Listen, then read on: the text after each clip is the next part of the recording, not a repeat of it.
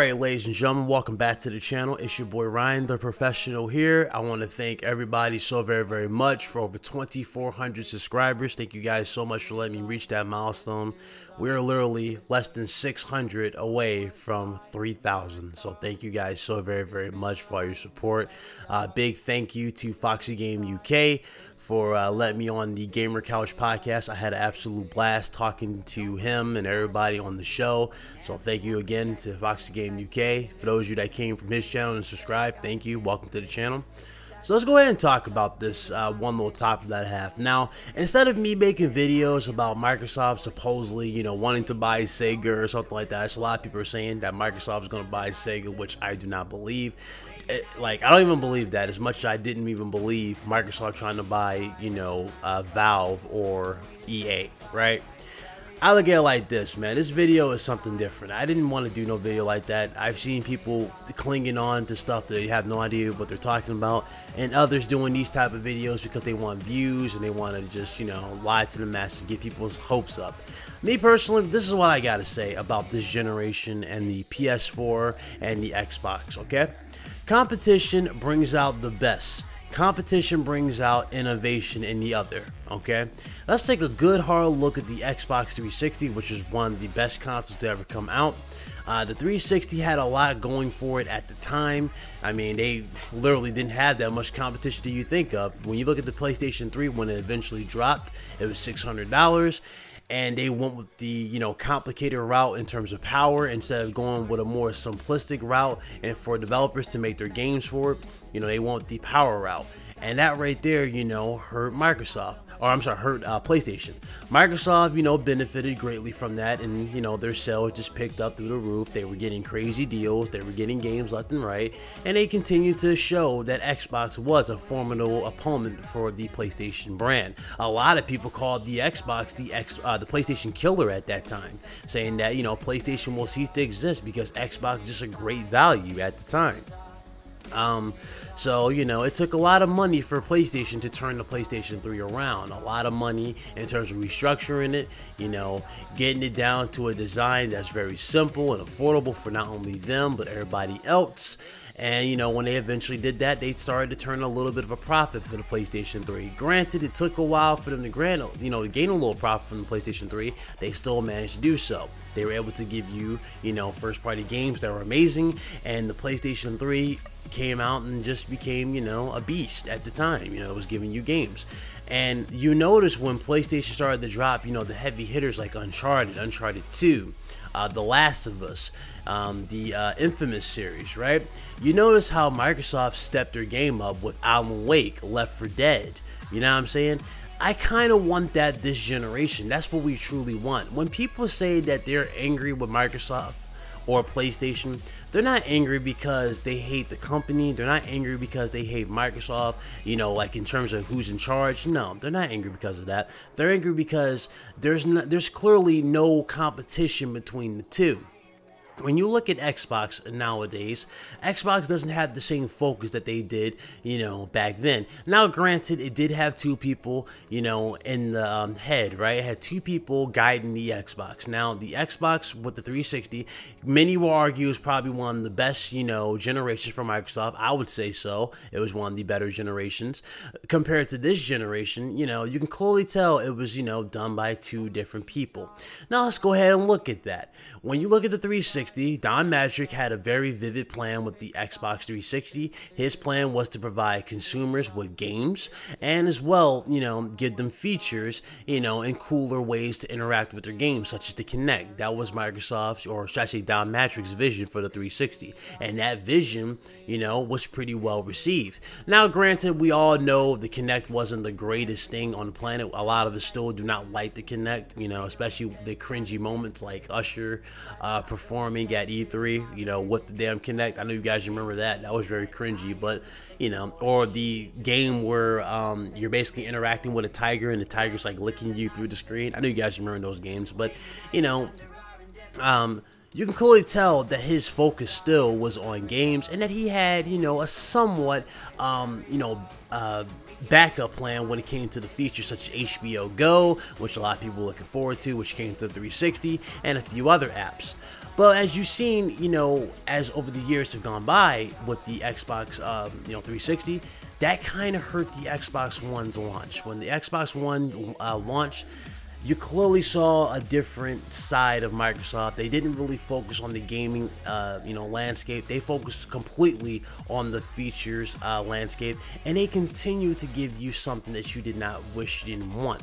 For example, when we first saw the Xbox One, we were not expecting a fantasy football focus. We were not expecting, you know, TV voice integration and all this junk. We didn't really care about that. We really cared about the games and what Microsoft had to offer, especially when Microsoft started to dwindle when it came to the first party content on the Xbox 360. You know, we didn't really have that much on the 360 when Sony started dropping even more massive hits with the PS3. They kind of just strayed away and went with the, you know, Gears, Halo, and Forza, kind of like how they're doing now. But when you look at the Xbox One launch, you know, you didn't really see much anything new. It was still like Forza as their, you know, their first game to show out the graphics, and then it was like they showed little bits and pieces of Gears or whatnot, if I'm not mistaken, at that event. It was a while, I don't remember, but you know, still they didn't really show much. And you know, you kind of scratch your head on that. It's like, okay, well, what happened? What went wrong? I'll tell you what went wrong. You see, with Microsoft making the big focus, right, doing the big focus on features instead of games, Microsoft saw the opportunity to take over your living room. Microsoft really wanted to take over your living room with the features instead of providing you, the consumer, with games. Taking over the living room with, you know, the features could have benefited them the most. Why? Because, you know, Microsoft saw an opportunity to invest more in, or really get more profit out of their partners, you know, with Netflix and all that. They really saw that. They didn't really see much of the game landscape, and that's what really hurt Microsoft with the Xbox One. If you look at the games now on the Xbox One, you know, it still kind of shows, you know, that even though they got a new boss, you know, putting a new slab of paint on things, it still haunts them to this day. Now, Phil Spencer, I think Phil Spencer is a good guy. I think he's great. He's one of the better people to take over a company, right? I think we all like Phil Spencer.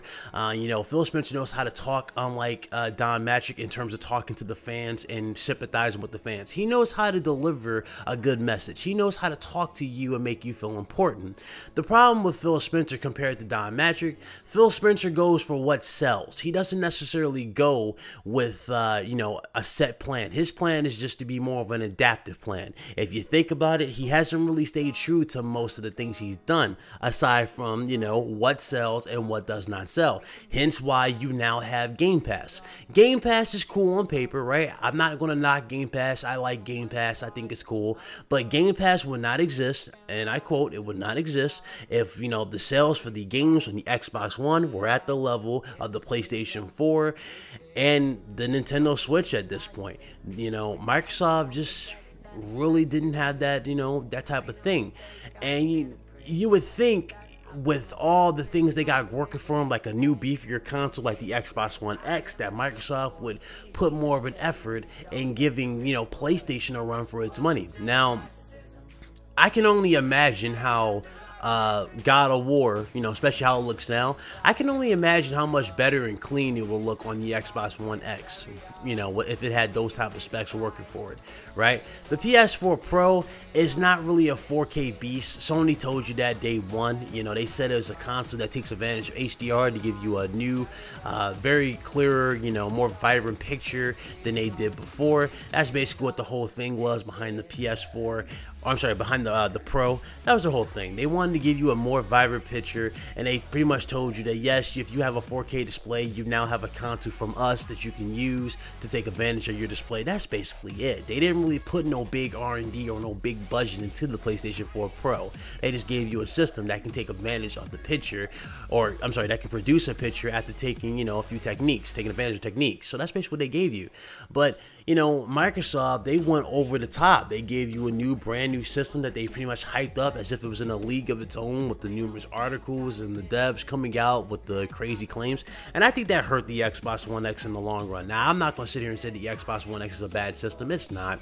You know, it's just unfortunate. Like, it's one of those systems that's just unfortunate that it came out in the state that it is. If the Xbox One X would have came out at the start of this generation, I'm telling you right now, we would have seen a drastic change in climate.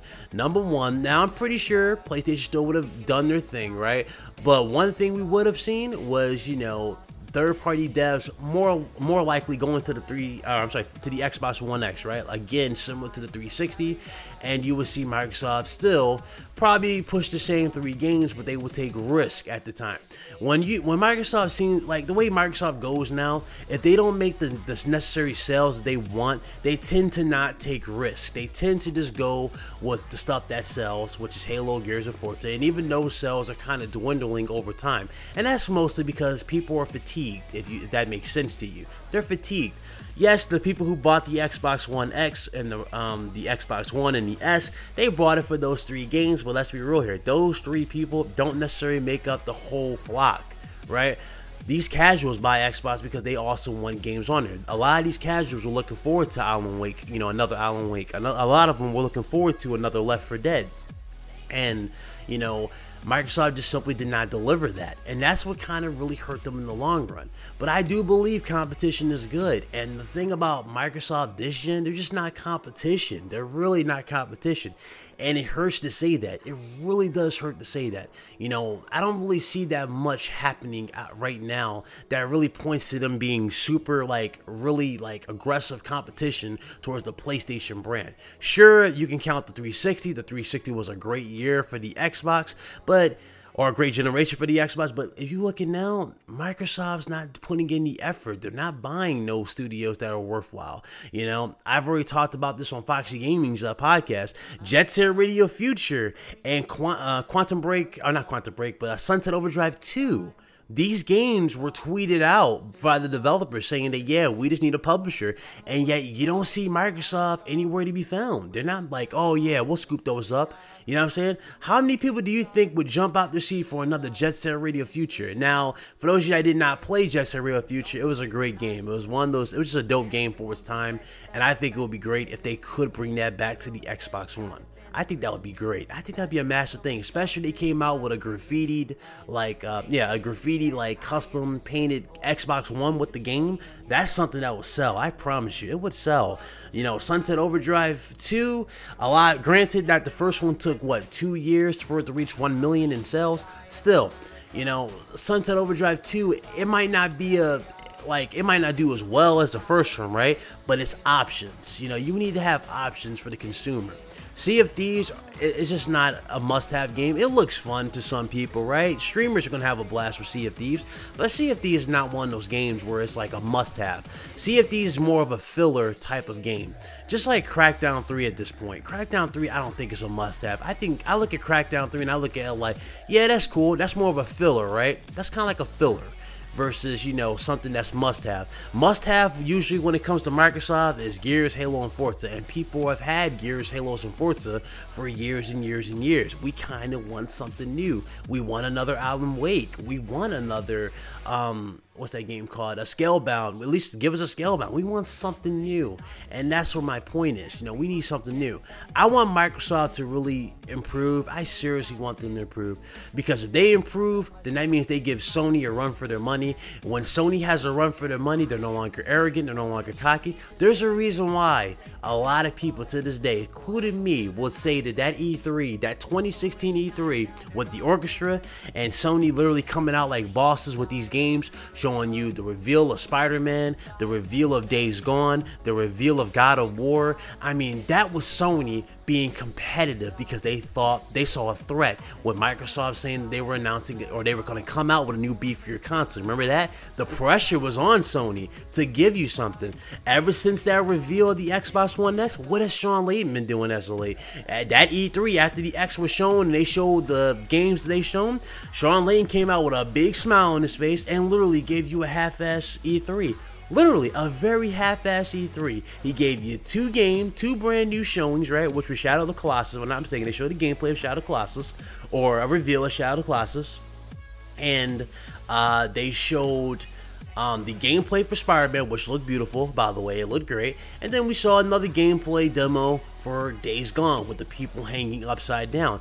That was it. You didn't really have anything else that was like, oh my god, that was amazing. That was pretty much it. There was no Last of Us reveal, even though they had it ready for the event. There was no Ghost of Tsushima reveal, even though they had that really ready for the event. You know, a Sucker Bunch could not wait to show that game, but they canned it. They was like, nah, let's move it to Paris Games Week, and you saw Paris Games Week was absolutely lit. We had a lot of stuff to look forward to, and that's what I'm talking about. When the pressure's on Sony, you get amazing results. When the pressure's on Microsoft nowadays, you tend to not get that result. You know, you're not getting it. It's like Microsoft just doesn't understand that you need to just provide the consumer with games. You don't have to really focus and have to keep beating the nail on the head saying that, yeah, we have the world's most powerful console. I agree, you have the world's most powerful console, but for the world's most powerful console, you still need something to show off that next-gen leap. If you're not going to show off the next-gen leap, why are we talking about this console as if you can show off a next-gen leap? It's pretty obvious that you cannot show off a next-gen leap, and that is why we are here in 2018, still waiting for something that can, you know, compete with the PlayStation and the Nintendo Switch. Look at the Nintendo Switch. The Wii U was absolutely terrible to so many people. It was a console that was poorly put together, a console that was very hard to develop for to a lot of people. It had less the stuff to work with to create your games, and people simply just did not like the Wii U. The gamepad, now keep in mind, I do have a Wii U in the house. My nieces use it for Netflix. They love it. You know, they fall asleep with it, to bed all the time. They take it in the bed, they go to sleep with it. But for the most part, the Wii U just wasn't the console that dazzled people. It really wasn't. A lot of people didn't necessarily look at that. They didn't. Sad but true, sad but true. People didn't really like the Wii U. It took forever for games. You remember the months upon months and droughts upon droughts we had to wait for games? And that's mostly because there was no third-party games to be filler. Kind of like how I said for Sea of Thieves to be a filler game. There was literally no filler games for the Wii U. You had to wait years upon years for games, and it was that bad for the Wii U. There was no third-party dev throwing no games at the Wii U. None. You still had some games on the Wii U, right? Nintendo still did their thing, even though Iwata had to come out that time and say that, I apologize for the lack of new titles, right? Remember that video? He still was able to give you games, but you had to wait quite some time for these games, quite some time, and that really angered a lot of Nintendo fans. And, that fatal mistake in terms of hardware really hurt them. Look at the Nintendo Switch. Now, granted, they're still behind the PlayStation and the Xbox, but that's what Nintendo would rather be. Nintendo likes to go on the gimmicks. If they have a gimmick that they see potential in, they tend to stick to it, right? That's kind of how they want to go. If you look at the Switch, it has elements of the Wii U, which was their top-selling console of all time for the most part. It has those elements, and then you have the Switch elements, or I'm sorry, the Wii U elements into this, incorporated into the Switch. So they combined two things. Well, one thing that was ridiculously positive, and sold well, and they combined it with a console that wasn't really well received, and now you have a diamond in the rough. You have the Nintendo Switch. Now, the Nintendo Switch has a lot to go for it. It has everything that the Wii U lacked. It has filler games in between the wait time for these heavy hitters, like the Mario Karts, the Bayonettas. You have games in between. When was the last time you heard Rockstar say they were going to bring anything to the Switch, or anything to Nintendo? They got Rockstar on board. You have games in between these. Even Call of Duty was coming to the Switch. So, you got something. In the long run, you had a diamond in the rough. But that's what I'm talking about. Competition brings out the best in these companies. The best. The Wii U got completely crucified by the PlayStation 3 and the 360. People, it was even less powerful than the PS3 and the 360 at the time. People just was not biting the hook for the Wii U. They just wasn't. But hey, that's what I'm talking about. Competition teaches these guys, man, that what works and what doesn't, as well as our feedback. You know what I'm saying? You telling Microsoft that you want games and showing that you want games gets you games. If you sit there and you want to, you know, lie and say, well, we got the games, all we need is third-party games, you know what I'm saying? That hurts them in the long run, because that tells them that, okay, we don't need to invest in more studios. All we need is these same three. And that's a thing that's plagued Microsoft since then. When the OG Xbox came out, and yes, I owned the OG Xbox before I had a PS2, but the OG Xbox, I took a gamble on that one, and I actually loved the OG Xbox. But with the OG Xbox, Microsoft didn't really build themselves, like they didn't build anything else on. They didn't really take much out. If you think about it, most of the heavy hitters on the OG Xbox turned out to be third-party games, which are out today. That's just the truth for the OG Xbox, and that's what I'm talking about Microsoft. They didn't have anything locked down to really, you know, improve and show that, yes, this is our platform. We got this, you know, this console can't match that, and that's what hurt Microsoft in the long run. They just don't have much, and you know, lo and behold, man, I mean, it's understandable. It is. It's understandable. Microsoft is Microsoft, right?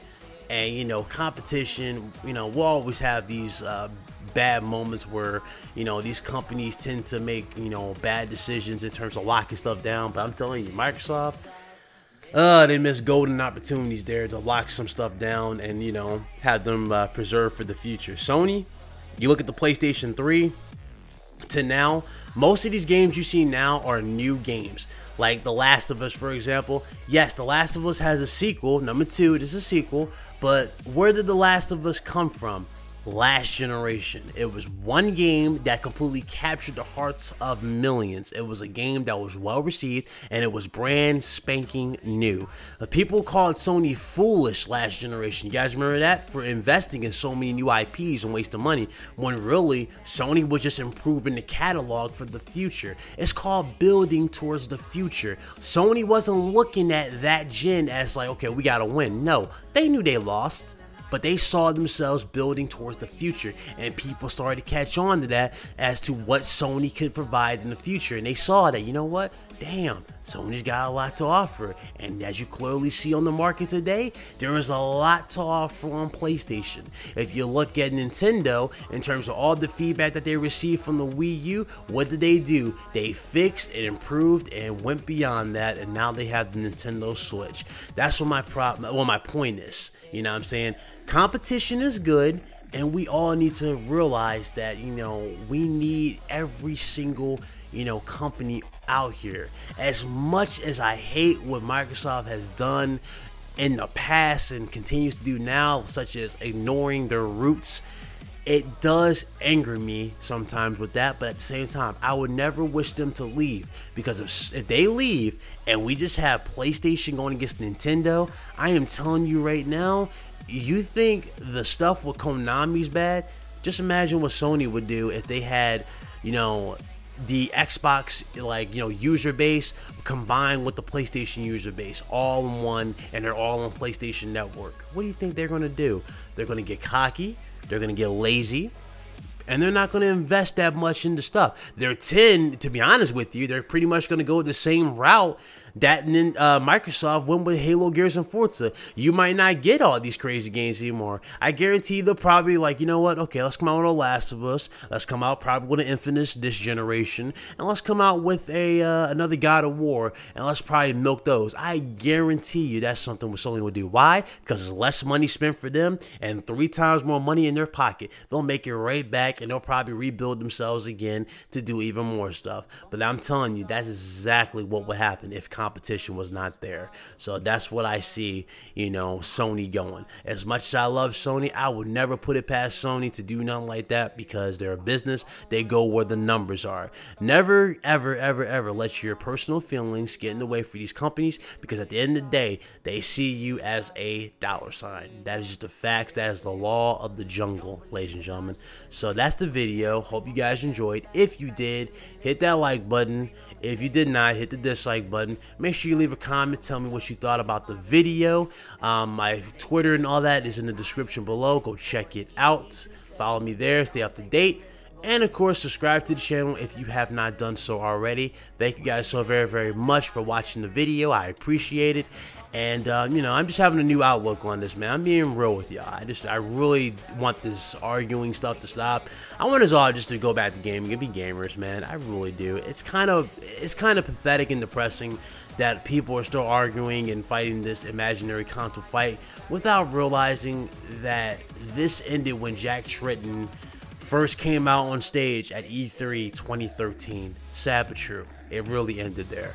So that's it. I will see you guys later. And at the end of the day, man, do not be like these corporations, man. Play your games. Don't play the corporations. Just be a gamer, because that's what you are, a gamer. You don't work for Sony, you don't work for Microsoft, and you definitely don't own stocks in either one of these companies. So let's get back to gaming, and let's go back to being what we are, gamers. Y'all have a good one. Y'all be blessed. Y'all be easy. I'm out of here. Deuces.